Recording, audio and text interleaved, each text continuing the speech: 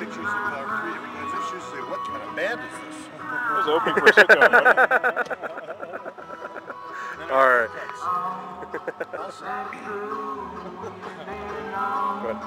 So literally fresh off the stage with Long Road Home at Beartrap 2011. What do you guys think about Beartrap so far this year? I love it. I love it. It's an incredible venue. I wouldn't really guess that it was here.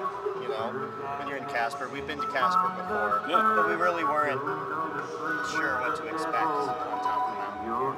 Tell me a little bit about Long Road Home, because you guys have been together for 5-6 years, but it's really kind of a younger group in terms of a lot of bluegrass stuff. How'd you guys all come together? How'd you guys meet up? Well, Martin and I were together for about 6 years now.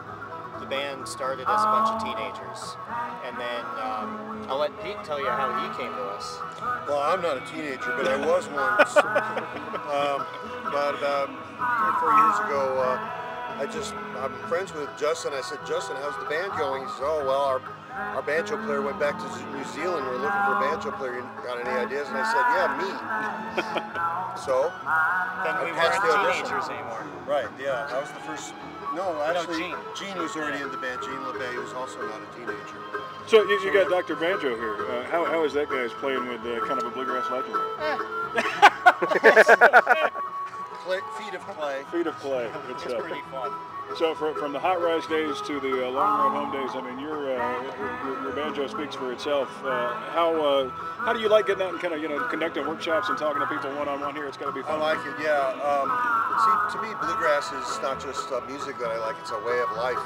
And I really like the people, and I like going. I've been to a lot of places playing music in different parts of the world as well as all over the country.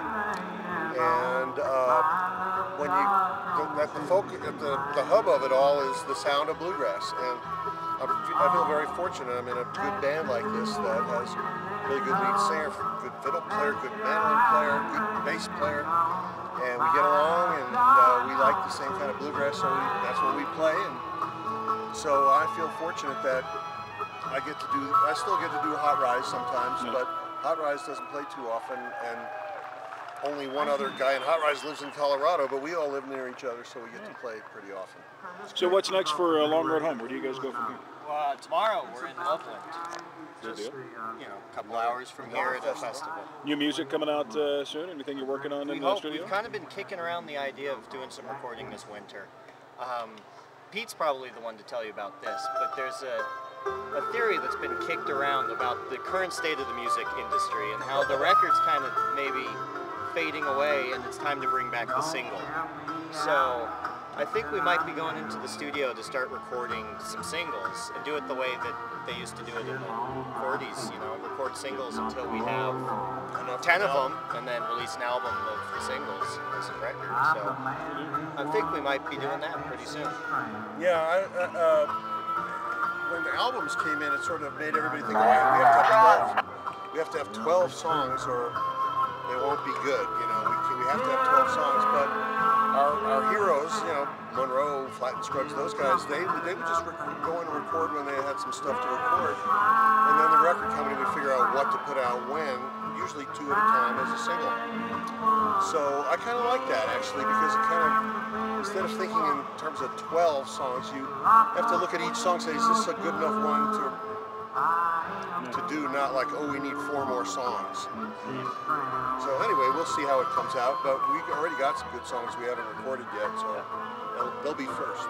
We're looking forward to it. Any parting shots for Beartrap? Say something. What do you have to say? Something. Just play the band, man. No, it's great to be here. Thank you all for having us. He's our southerner in the band. He's from Tennessee. How did you join? I won the Rocky Grass competition in 2008, the mandolin, and a few months after that I did a wedding gig with Gene LeBay, and they just lost their mandolin player Dominic Leslie, a young hotshot who took off to Berkeley, so I was lucky enough to have that connection and get the gig, and it's been a great fit, and I love playing with these guys.